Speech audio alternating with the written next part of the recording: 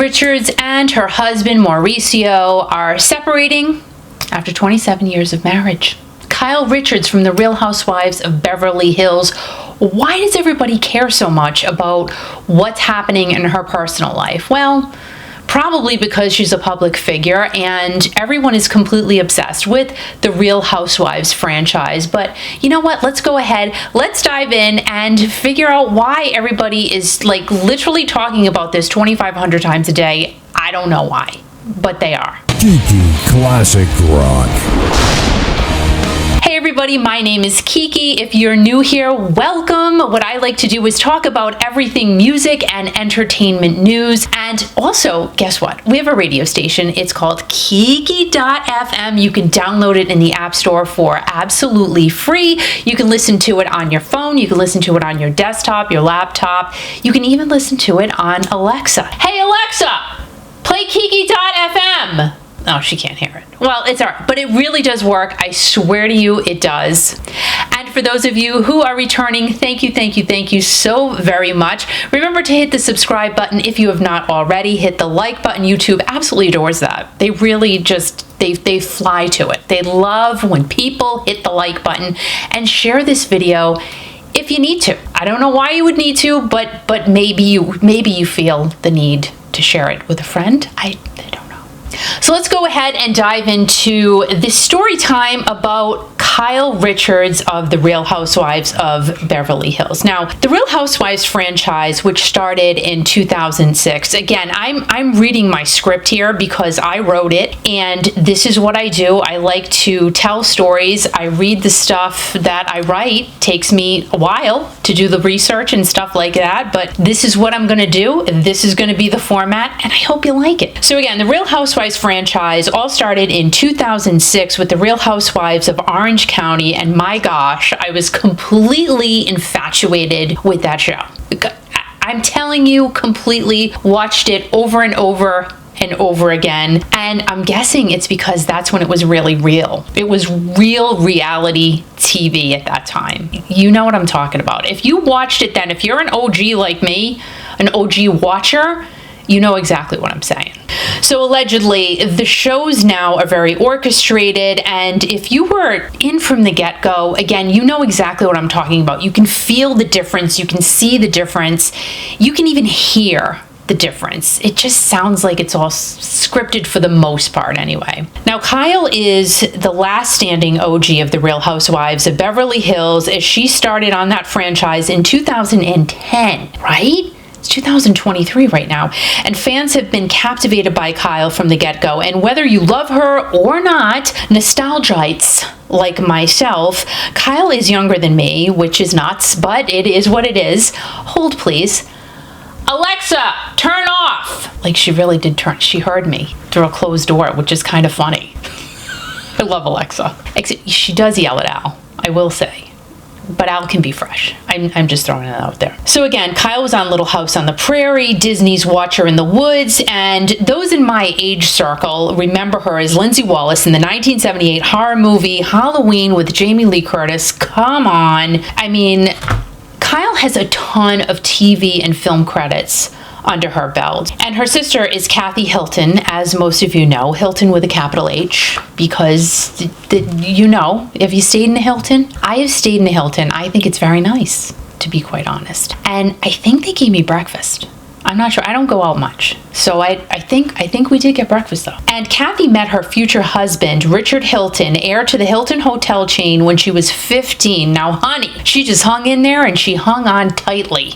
Like, did she know? She had to have known. But they've been together all these years, so kudos to them. Today, Kathy's net worth is about $350 million. It's a lot of hotels. That's a lot of free breakfasts. Do they even do that anymore with the inflation? Maybe not. Maybe you get an English muffin? I'm not sure. And Kathy's daughters are Nikki and Paris, and they have a net worth, respectfully, of $1 and $300 million.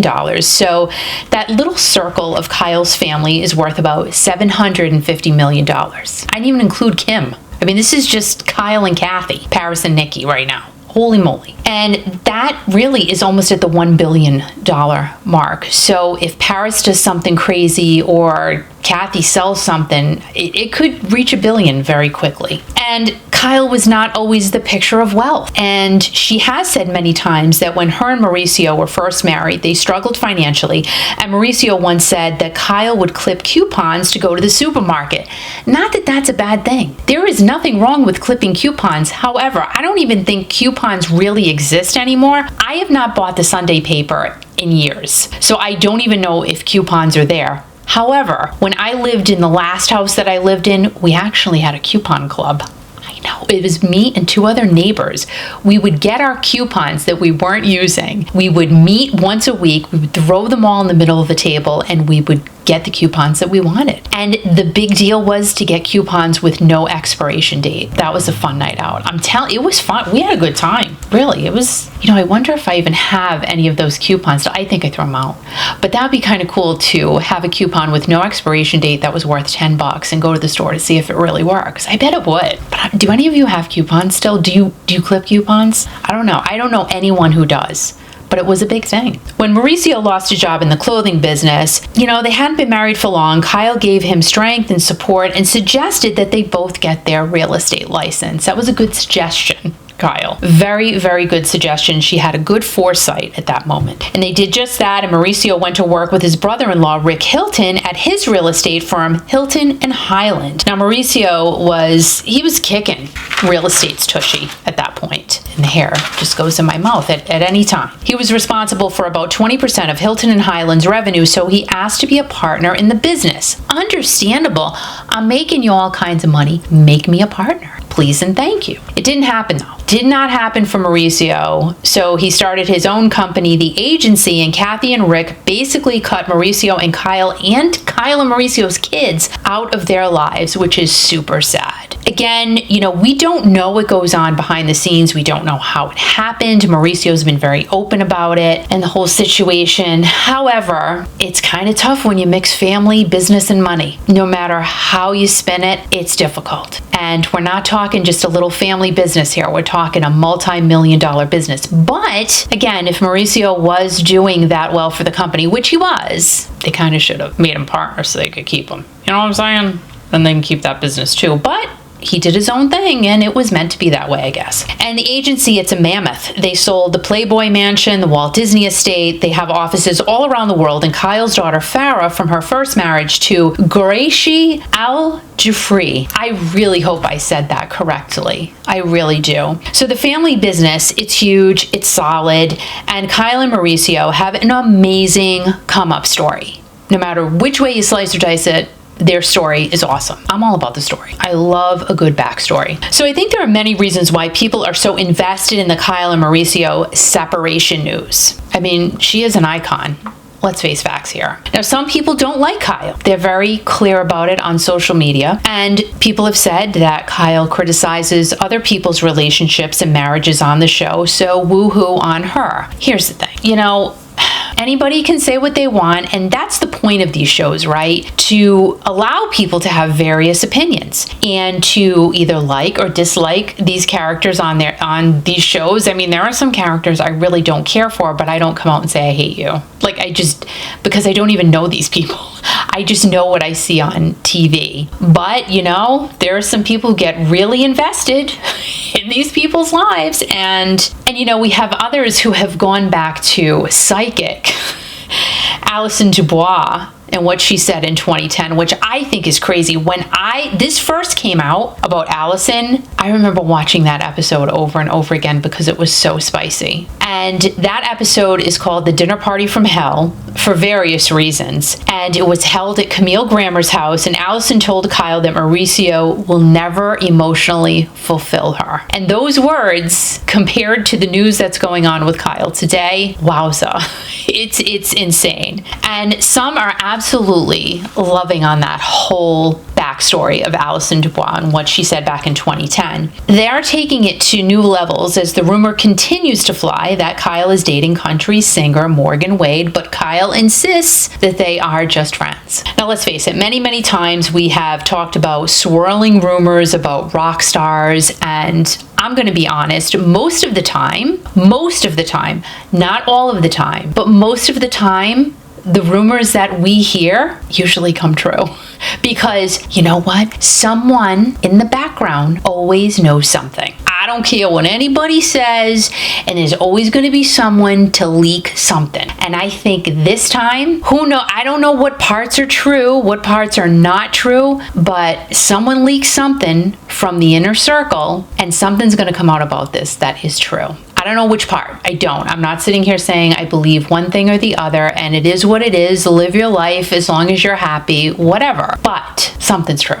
And I think it's amazing how Kyle and Mauricio have been separated for months and months, and how come that didn't come out? No one leaked that, which I find very, very interesting, how that was kept under wraps and a secret. Oh my gosh. And something came out, I don't know, today or yesterday, that on Teddy and Tamara's podcast, Two Teas in a Pod, that Teddy may have kind of slipped, kind of, sorta, about Kyle and Mauricio being separated back in April. I don't know. I haven't listened to the episode, but I don't know. But no one picked up on it and no one ran with that. Kyle and Teddy are close. They just were spotted last night as I'm recording this on Monday. So I don't know. Now, Kyle and Mauricio also, I mean, let's face it, their marriage seemed super solid, but they are on reality TV, and that cannot be an easy thing to live your life in front of the camera. It cannot be.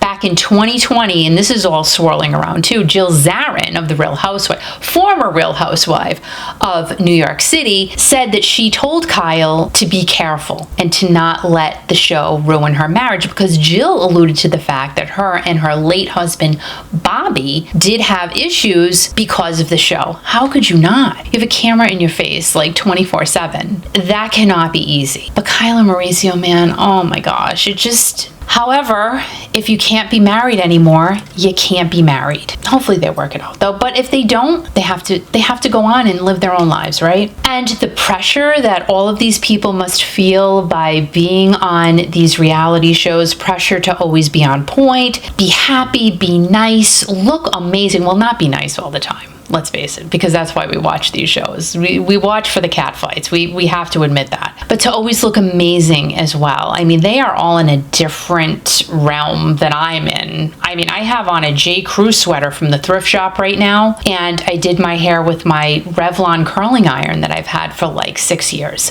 Different, totally different realm.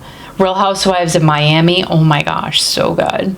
So good. And you want to talk about keeping up with looking amazing. These ladies are incredibly beautiful. I don't know how they do it. It's a lot of work. Now, I've always liked Kyle. Does she have elements of being an SH blank blankster? Absolutely. But that's why we watch the show. You got to have some elements of conflict in order to make it interesting. If there's no conflict there, you're not going to watch. So Kyle gave us conflict, kind of in a real slick way. That's how I see it.